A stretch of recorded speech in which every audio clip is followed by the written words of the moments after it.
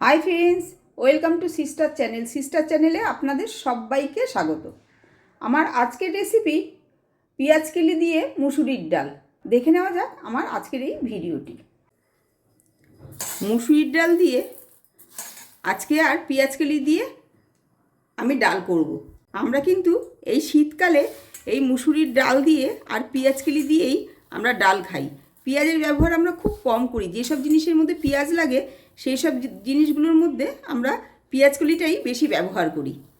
আমি ডালটাকে এবার ভালো করে ধুয়ে নিচ্ছি। পেঁয়াজ কলিগুলোকেও ভালোভাবে কেটে ছোট ছোট টুকরো করে নিচ্ছি।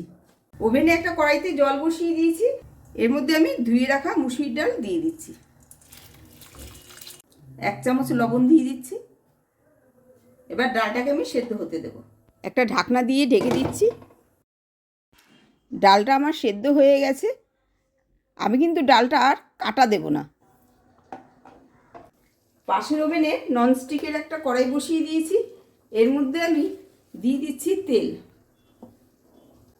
ফোড়নে দিয়ে দিচ্ছি 1/2 চামচ রাঁধুনি, 1/2 চামচ কালো জিরে, 4টে শুকনো লঙ্কা মাঝখান দিয়ে চিড়ে দিয়েছি। শুকনো লঙ্কাগুলো একটু নেড়ে নিচ্ছি। যখন ফোড়ন দিয়ে সুন্দর গন্ধ বেরোবে সে সময় আমি এর মধ্যে পেঁয়াজকলি দিয়ে দিচ্ছি। পেঁয়াজকলিগুলোকে কিন্তু আমি খুব বেশি ভাজবো না, একটু হালকা করে পেঁয়াজকলিগুলো ভেজে নিচ্ছি। 2টো কাঁচা লঙ্কা মাঝখান দিয়ে চিড়ে দিয়ে দিচ্ছি, আর 2টো কাঁচা লঙ্কা আমি গোটা দিচ্ছি। এখানে একটা ছোট্ট টিপস আছে, আপনারা যখন মুসুরির ডাল রান্না করবেন তখন আপনারা রাঁধুনি ফোড়ন দেবেন। রাঁধুনি ফোড়ন দিলে না মুসুরির ডালের গন্ধ আর টেস্ট অনেক গুণ বেড়ে যায়। 1/2 চামচ হলুদ গুঁড়ো দিয়ে দিচ্ছি। এবার এটা আমার ভাজা হয়ে গেছে। এবার আমি ডালের মধ্যে এটাকে দিয়ে দেব। পেঁয়াজকলিগুলো দিয়ে কড়াইয়ের মধ্যে একটু জল দিয়ে ধুয়ে আমি সেই জলটাও এর মধ্যে দিয়ে দিলাম। দিয়ে এবারে ঢাকা দিয়ে 2 মিনিট আমি এটা ফুটতে দেব। এর মধ্যে আমি আমার গাছের লেবু পাতা দিয়ে দিচ্ছি। ছোটো পাতা তো এই জন্য আমি 4খানা দিলাম, যদি বড় পাতা হয় তাহলে আপনারা 2টো দেবেন। এবার এই লেবু পাতাটা দিয়ে আমি একটুখানি ফুটিয়ে নেব।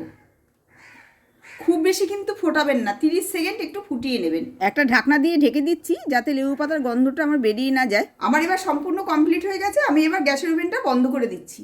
এবার আমার সম্পূর্ণ তৈরি হয়ে গেল পেঁয়াজকলি দিয়ে মুসুরির ডাল।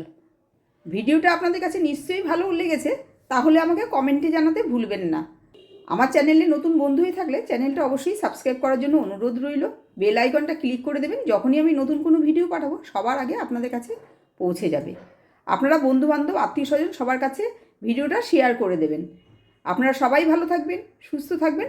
নেক্সট রেসিপি নিয়ে আবার আপনাদের কাছে ফিরে আসছি। ধন্যবাদ।